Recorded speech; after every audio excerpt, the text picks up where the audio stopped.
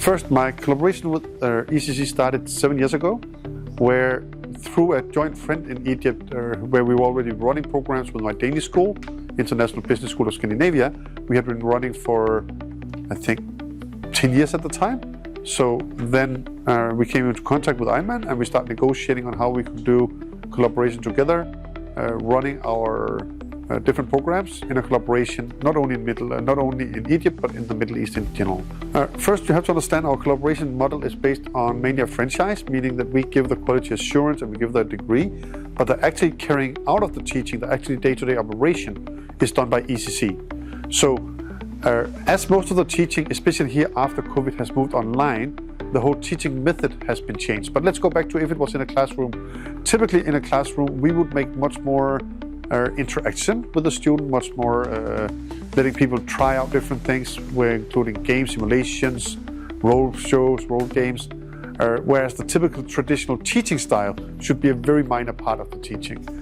Now that it moves online, actually my company back in Denmark started back in 2000 doing online teaching.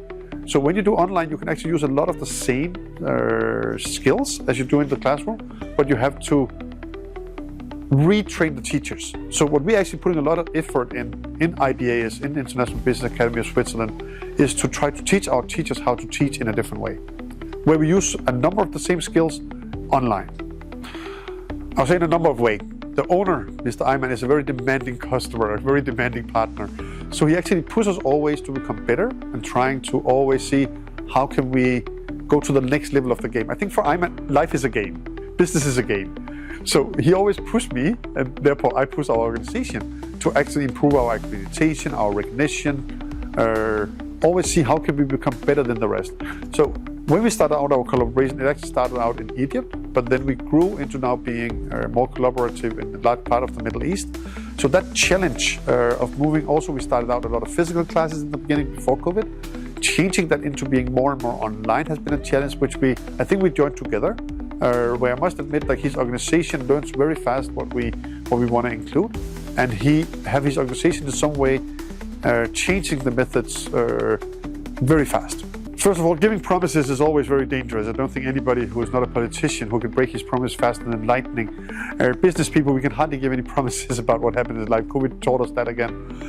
I've been living through financial crisis of 2008. I lived through the COVID. I lived through all these things. So promises, I don't think I'll give. But anyway, what I think is our job to give the student is this opportunity of being a part of my Global World Education Group, of IBAS being one of them. The idea is not having IBAS standing alone, but it's this collaboration within my group where people can travel around the world, they can study in different parts of the world. So I would hope that that will become more the norm instead of the exception. Of course, it was stopped during COVID. We tried to incorporate it together with ECC, but then came COVID and everything stopped. So I hopefully see that during the next year, having students come into the classes here in Switzerland, being a part of our full-time student mass, so that you combine the strength of online and on-site, where instead of having students sitting at home all the time, that they will combine that with being a part of this global student mass in, I think it's like 30, 50 countries we're in. Seeing these people as a united group would be my hope. My promise to the student would be that we would do our best to always extend our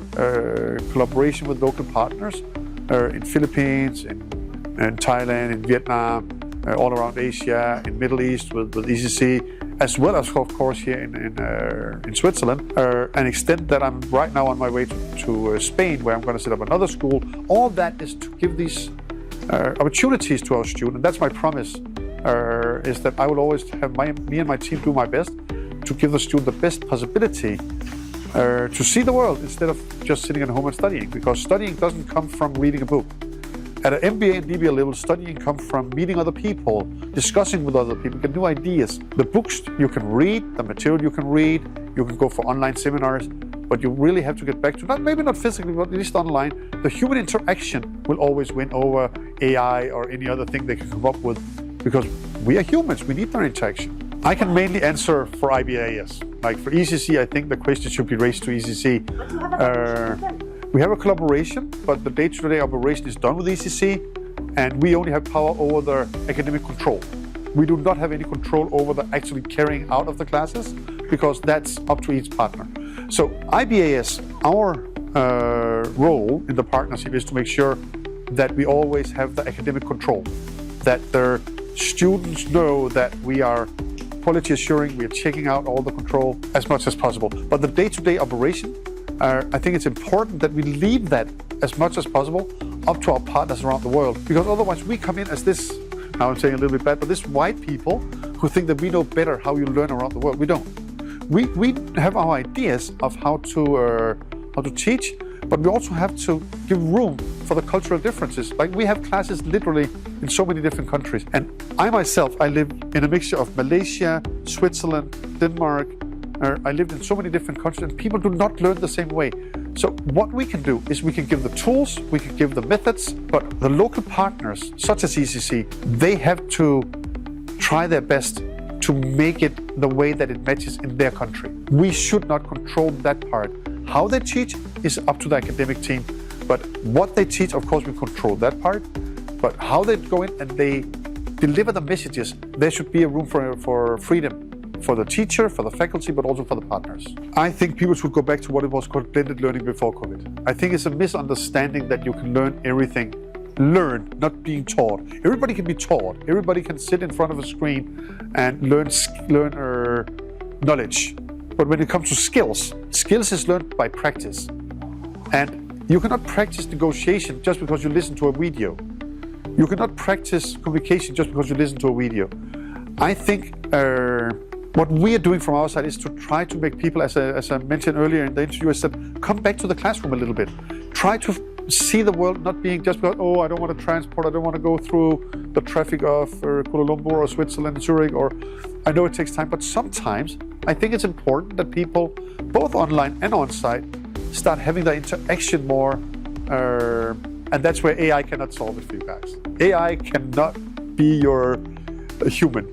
They try to make it human, but I use an AI a lot. And for me, it's more like a car. It can drive me from A to B, but it cannot really, and it should not really decide where I want to go and how I'm going to go there. So life changes all the time. AI will change the way we teach. It will change the way we learn. I think the biggest danger of any new revolution, whether it was when the cars came, or when the flight, or when AI is coming in, is more that we are humans. We are born lazy.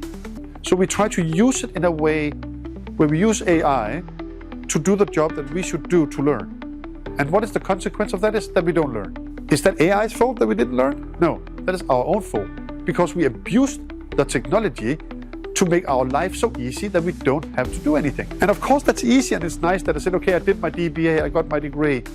No, you didn't. AI got a degree. But AI have a lot of degrees already. It doesn't need another one. It's you that need it. You need the knowledge. So if you say that you need the knowledge, then you should use AI as a tool, just like you use Google or any other tool. You should use it to find the right information, but it's up to you to use that information, and it's up to you to see how you implement that in changing your skills. It's always difficult to measure what is the return on investment of each person, because a lot of people see it in money. And the way that we actually do have to measure that, because of our QS rating, they demand us to measure how much more money do people get from before they did the degree and to after they did the degree. So that's fairly simple. You simply ask people how much did you get before and how much do you do after. So that's a very direct return on investment. How much more money do you make? Of course, you can always question, is that because of the degree or is that because that you grow your skills? But in simple terms, that's one way of measuring the return on investment. But after that, you really should look at, I think you should look at how much did you more get of network? Did you make more people that you can ask when you need a new job? Did you, like all these things that MBA used to be before COVID is really what I hope that it will become more again, because that is really why you needed an MBA in the beginning, was to extend your network, to grow your network. And ECC have that ability, and I know they used to do it, and I hope they will continue doing it and growing that part that is the human part. Whether it's online or on site is less important, but having people interact again, I know I said it a lot, but I see it's being missing. I should mention here that I'm actually doing my second postgraduate degree, a PhD, in exactly the changes in the education sector pre-COVID, post-COVID. So it's a big interest of me to see how the education sector for adult learning have changed. And it seems to me that too many students see now they can just study online, and study for them has become open up the internet, listen to a teacher, do an assignment, and I got a degree. I really hope that that will change again. Not back to what it was before, but using AR, using the skills, using the knowledge to get even better. But an MBA or DBA, any degree, should be to enhance your skills, not just to get a piece of paper. I need a little more because we have multiple accreditations. We have American accreditation, European accreditation, Swiss accreditation. Like when it comes to accreditations, you have to remember accreditations is one part. You have things like QS rating, which for many people is even more important than accreditations. So I have to go through when you say it, you should actually more look at quality insurance, not just accreditation, because accreditation is one part of the whole ballgame where you have membership, which upgrade the staff and knowledge. You have accreditations, which is normally a peer review, where you go in and look at the academic quality of the institution. Then you have the certification bodies such as IBAS, private school registrar, where they look at your whole institution. So the word accreditation is a kind of a misunderstanding of what does quality assurance means for an academic institution. It's a tiny part of it, but you should look at the whole picture, which in our case comes from every year we are visited by IBAS, which is a Swiss certification body, which go in and check our quality. It's not an accreditation. They don't look mainly at academics, but they look at the whole institution, how we run. Are we well organized? Are we running in the right way? Are we transparent? And then you have our ACBSP accreditation, which is a more academic accreditation. So that's if you look at whether your academics is okay. So you have to look at all those things. So it's very complicated. So if you want to look at quality assurance, you have to look at the whole picture, not just the word accreditations. Could you share a lovely and important moment with ICCC that signifies the strength of your partnership with BCC Group? I miss Egypt. Oh, I really do. I used to come to Egypt every year. Walking at the Nile is like, I really miss that. I love to be hanging out with my friends, and I get the best food in the world when I'm in Egypt. So I actually, honestly, I start crying here. Like that is really one thing that I miss, because I haven't been able to go there because my wife could not get a visa, so it's been a lot of travel. So I must admit I have a special heart for not only, mainly Egypt, I must admit, because I've been there for so many years. I think there's a great misunderstanding in the world of the Middle East. A lot of friends of mine are in the Middle East, so I just love, I love Egypt, and I must admit I don't like the too much. I don't like these big cities, but I love the warmth of the people in the Middle East. I love the warmth in Egypt. I love my friends there. I love to go back there. I miss the beach in Alexandria. So there's a lot of things I miss in Egypt. So my heart goes to of course, again, ECC with Ayman, my very good friend. I hope we will have a lot of more fun together and a lot of more fights. We do have a lot of those, but we have a good collaboration. I hope to be back soon. Thank you very much.